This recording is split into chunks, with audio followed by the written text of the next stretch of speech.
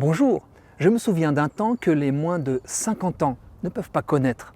Savez-vous que pendant 20 ans, à partir des années 50, le long des murs sombres des tunnels du métro parisien, on voyait passer, éclairé par la lumière blafarde de la rame, un trio d'affiches horizontales, du beau, du bon, du bonnet.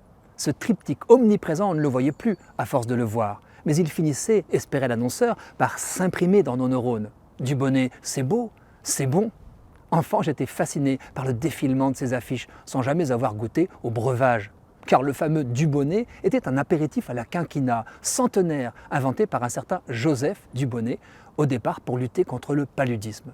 Après son rachat par un grand groupe, la marque fut abandonnée, Dubonnet ne se vend plus.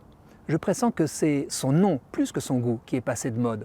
Trop franchouillard et débonnaire pour plaire. On vend mieux en faisant miroiter la transgression ou l'exotisme, même si l'attrait du local est aussi exploité.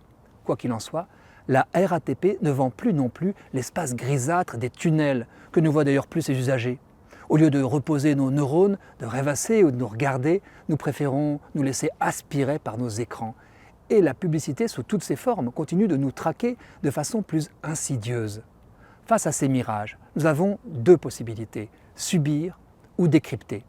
Subir, c'est se soumettre, laisser les messages subliminaux envahir et polluer notre inconscient, suivre bêtement le troupeau des moutons consuméristes, jusqu'à nous jeter dans l'abîme, hypnotisés par les promesses d'un bonheur factice, comme certains troupeaux de porcs dont parle l'Évangile, poussés par les forces occultes vers la perdition. Qui dira les ravages sur les âmes des produits d'appel de la pornographie sur Internet? Elle fabrique des générations d'aliénés qui se croient consentants. Décrypter est pourtant un exercice amusant. Tiens, par quel ressort caché tente-t-on de m'accrocher par cette image ou ces mots? Quel étage de ma personne est ciblé?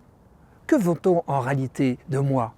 Pourquoi ces minuscules mentions destinées à échapper au regard ou au contraire à l'attirer?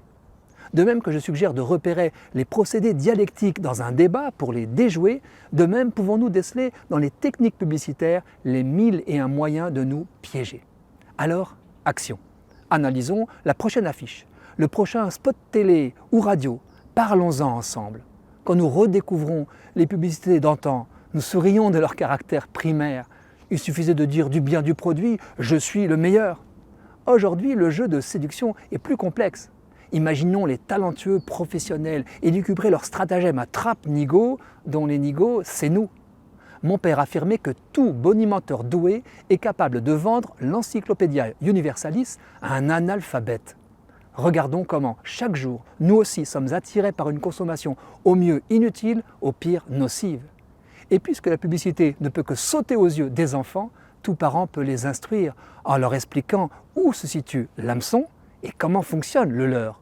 Déconstruire le fabuleux monde qu'on tente de nous vendre est un jeu d'enfant.